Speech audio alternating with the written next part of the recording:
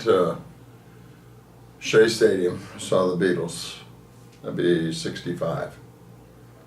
My brother and I took a trailway bus down from Kingston, where I was living with my dad. And that was memorable. I used to come down to the city. We'd take the bus down and we'd wander down around the village. It's probably 65. Look for rock stars. And I wound up moving to New York in 69. I graduated from high school in 67 and started writing songs and singing. And so I moved to the Greenwich Village and rented an apartment and played a lot of the familiar clubs, the Cafe Wa, Gaslight, Folk City. And I hung around New York for a couple years. I put a band together. I had an opportunity to go back to Tampa. And I went back and we, had a pretty cool run with this first little band of mine. And people started dropping out. They got homesick and I don't know. It just, different local people would join the group and it turned into the Outlaws. That was probably 72, 73, 74. We got signed to Arista in late 74. But it was wearing your sunglasses at night, hitchhiking from here, there, and everywhere, carrying your guitar around, looking at the world around you and seeing people live, with a home and a warm place to be on a cold night when you were kind of stuck out in the breeze with your thumb in the air. And it was sort of this painful process of trying to become an artist and paying a somewhat significant price for it. So, relationships, always pointed towards your career. They were always somewhat supportive of your effort and you kind of made choices based on what was best for your musical dreams.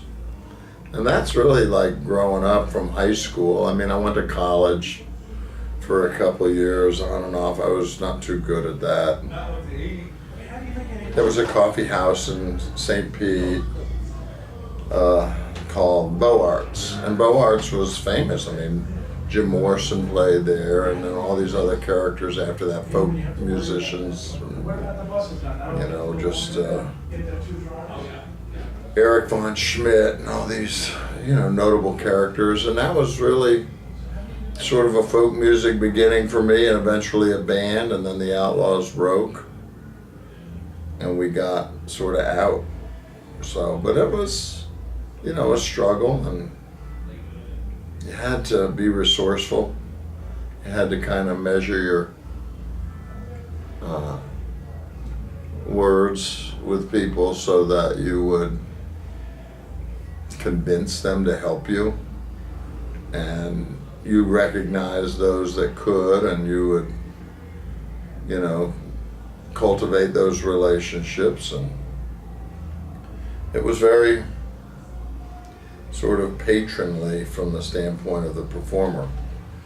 And the 4 or 5 guys that made up the band, we just bounced around in the old spin cycle until, stuff started to stick. And then once we got going, I just kept after it hard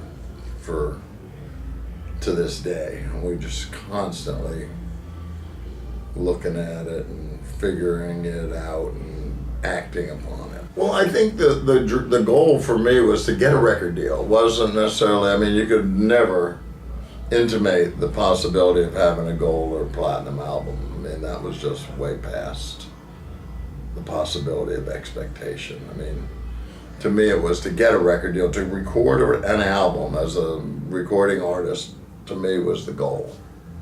And so when Clive came back to the dressing room in Columbus, Georgia and said he was going to sign a band, it was like, one of those moments where you actually did what you set out to do. It didn't feel particularly, overwhelmingly joyous or accomplished, because the road getting there was so, warped. But I think in the very heart of who I was at that moment, I knew that I had succeeded in what I set out to do, and that felt good. But we hadn't really done anything at that point. We were just sort of in the batter's box. But things happened pretty good for the Outlaws, and the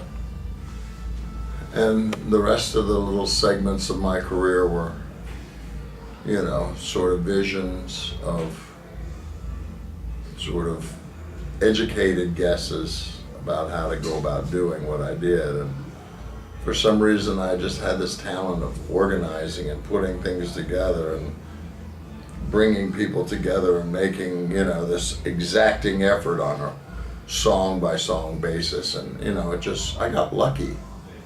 A lot of luck involved in that. But then persistence, there's no luck without persistence.